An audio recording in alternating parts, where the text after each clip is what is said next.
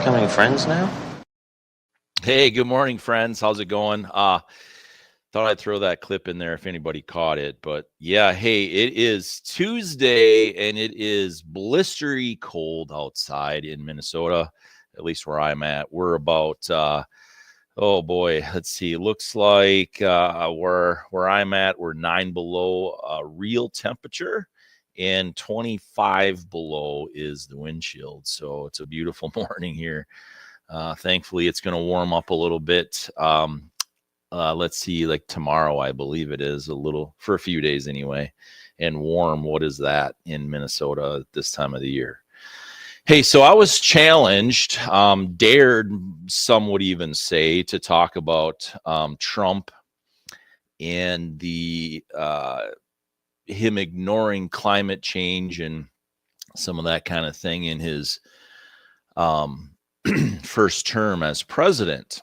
And well, because they, the challenge, the dare essentially is that I wouldn't talk about it and that I would protect Trump or whatever the case was. I don't really quite understand, but that's not even close to the case. I will absolutely look and search for the truth and as best I can.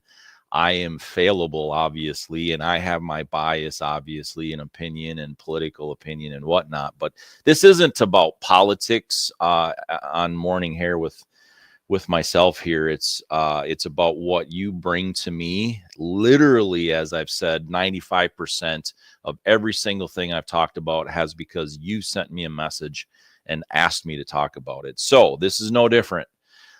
Trump and the wildfires. People are saying that Trump shouldn't be talking about making it political with all the devastation that's going on and different things like that. Well, there's a lot of opinions surrounding that, of course. But here's the thing that the exchange of messages last night was, or I guess evening, with this gentleman was that, because he ignored the climate change issue, which we're not going to get into. I have an opinion on that. I'm not going to get into that here. But the thing with it is that it's Trump's fault because of ignoring that and whatever. But here's the thing that I'm trying to do here with what you bring me. I'm trying to connect. And I've done this for years and years and years, at least a half a decade. I've made the comment that I am trying to connect answers to truth. And most people, they basically really don't want the truth. I've had to face a devastating truth, and that was my daughter, my own child. I had to come to the place, the acceptance of saying and thinking and understanding that she made a decision that ended up causing a car crash that cost her life. And I wrestle with that literally every single day, but it is the truth. And I have had to say that. And so that's what I try to connect on these podcasts over the last, half a decade here. So people don't want the truth because that means then they have to be accountable. They have to be responsible. And most people are pretty frightened of responsibility, and most certainly accountability is on a large scale for sure. So here's one of the things that they said, that the FEMA administrator says that LA officials were very prepared for wildfires. That's a quote, very prepared. But, end quote, they have never seen 100-mile-an-hour winds. Didn't take me long to find out that's not actually true.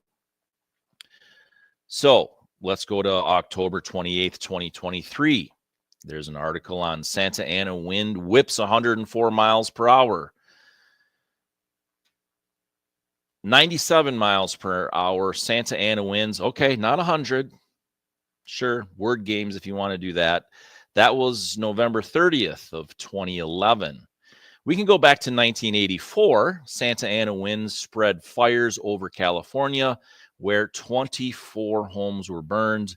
The hot, dry winds blowing out of the desert at up to 100 miles per hour toppled trees, flipped trucks on their side, ripped down power lines.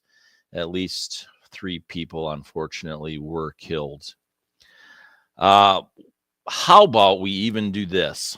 Let's look at March 17th in the Los Angeles Times. It looks like here. I guess I didn't write it. I write it down. I put in LAT, so I think Los Angeles Times.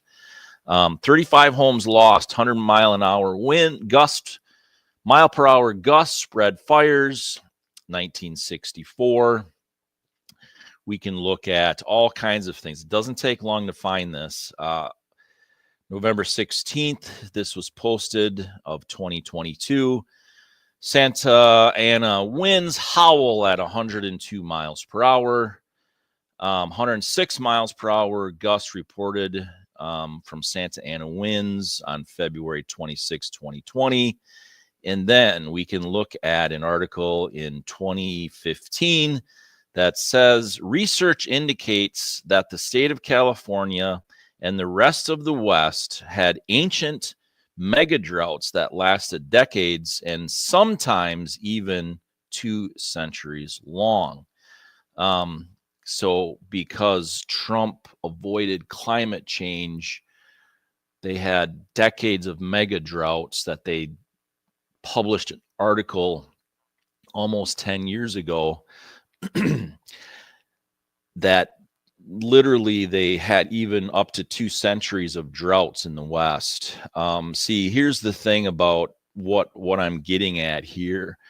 Where is your information coming from? Are you actually looking to see if it's accurate? Are you looking to find out if it's something that is really the left pointing fingers at the right, or the right pointing fingers at the left? We could talk about the billions of dollars that have been spent in California on the homeless, and yet that problem continues to increase. We could talk about the millions upon hundreds of millions on fire prevention that was spent, that really little was done. We could talk about all kinds of things, but the point here is that, you know, dig into really what the truth is, not what CNN says, not what Fox News says, not what the LA Times says, not any of that. Go really look at what is, and certainly don't look at what Wikipedia says. That's one of the worst that I've ever seen. Quite honestly, it's pretty bad, the inaccuracies that I found on Wikipedia, but seems to have some good information if you want to have misinformation, for sure. So at any rate, that's where I'm at with it. We're going to look up here. I don't think it's Trump's fault. I think that, you know, we can blame him or Gavin Newsom, but I think that someone needs to be, not someone, but certainly there's something that should be discussed and put out on the table, that there's been decades and decades of massive majority rule of Democrats in the state of California, and these things seem to be increasingly getting worse, that we can even, you know, date back to the 1960s, and it's getting worse than that. So it all depends upon what your goal is, I guess, if you're really seeking the truth or not. So I'll leave it there on this thing. Maybe I'll dig into it a little bit deeper and stuff on that. But I want to talk about how there's signs of God's love that manifests itself in our lives and things. That's kind of where we left it the other day, and we're gonna dig into this really quick. But I had said that God's love manifests itself in ministering to the need and joy of those He loves, God loves, and protecting the ones that He loves from evil. That's a very, very difficult thing to do, because we're always trying to go towards the want of things instead of the need, but it's very specific on the need. Let's go to the Old Testament, Deuteronomy 32. For the Lord's portion is His people. Jacob is the allotment of His inheritance.